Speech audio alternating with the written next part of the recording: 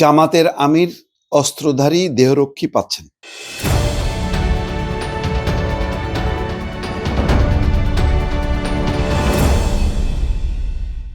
জামাতের পক্ষ থেকে বেশ সমালোচনা করা হচ্ছিল তারেক রহমানকে লক্ষ্য করে যে তাকে অতিরিক্ত নিরাপত্তা দেওয়া হচ্ছে, প্রোটোকল দেওয়া হচ্ছে, একটা মানে পারসেপশন তৈরি করা হচ্ছে যে তারেক রহমান ক্ষমতায় আসবেন এবং সেইভাবেই তার প্রোটোকল দেওয়া হচ্ছে।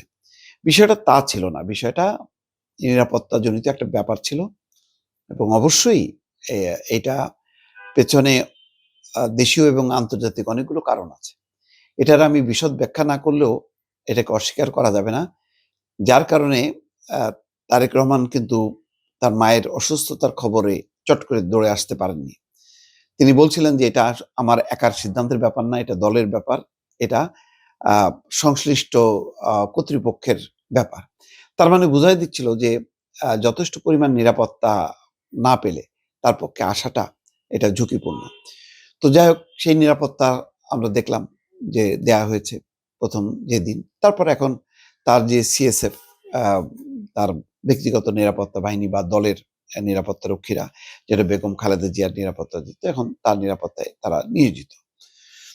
এবং এই ব্যাপারেও কোনো সন্দেহ নেই যে পরিমাণ তারেক রহমানকে ঘিরে মানুষের ঢল, এর মধ্যেই তো এই ধরনের ঘটনার মধ্যেই তো নিরাপত্তা বিষয়টা লঙ্ঘিত হয় বা বিঘ্নিত হয়।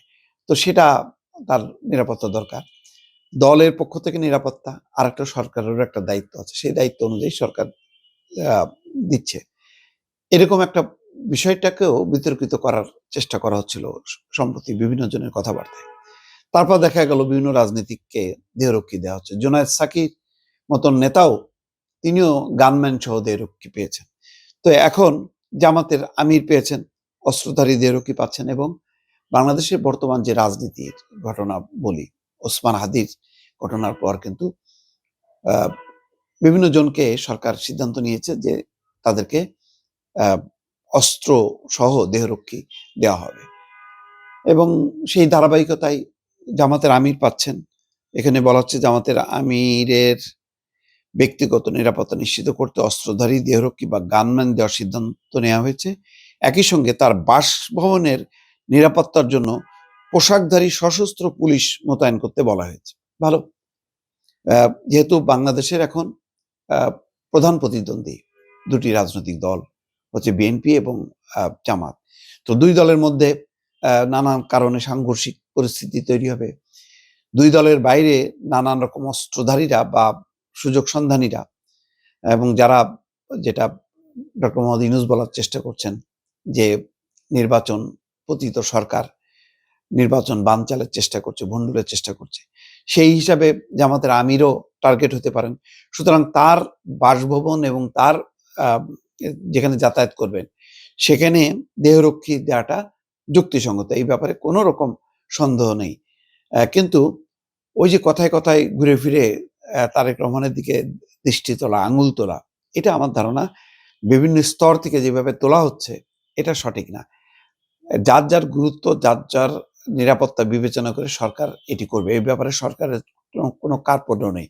সরকার উদার হস্তে এইভাবে গানম্যান, পুলিশ সহ, এটা বিগত 15 বছরে কল্পনাও করা যেত না। এখন পরিবর্তিত রাজনৈতিক পরিস্থিতিতে অনেকে সেই সুবিধাটা পাচ্ছেন, এটাও কিন্তু মনে রাখা দরকার। তত্ত্বাবধায়ক অন্তর্বর্তী সরকার যখন থাকবে না, তখন কিন্তু এই সুবিধাগুলি থাকবে না। সুতরাং হিসাব করে কথা বলা উচিত। আর জামাতের আমিরের এই বাসভবন এবং তার দেহের এই রক্ষী, নিরাপত্তা, এগুলি পাওয়ার পর আমার মনে হয় যে নিরাপত্তা বিষয়গুলো নিয়ে মানে খোঁচাখুচি করা বা এটাকে বিতর্কিত করা এটা ঠিক না। কারণ এইটা যদি করা হয় তাহলে যারা ওই যে ঘাপটি মারা, যে সমস্ত যারা নির্বাচন বানচাল করতে চায়, ওসমান হাদির মৃত্যুর মতন এরকম ঘটনা ঘটিয়ে যারা পরিস্থিতি একটা তৈরি করতে চায়, তারা কিন্তু সুযোগ পাবে।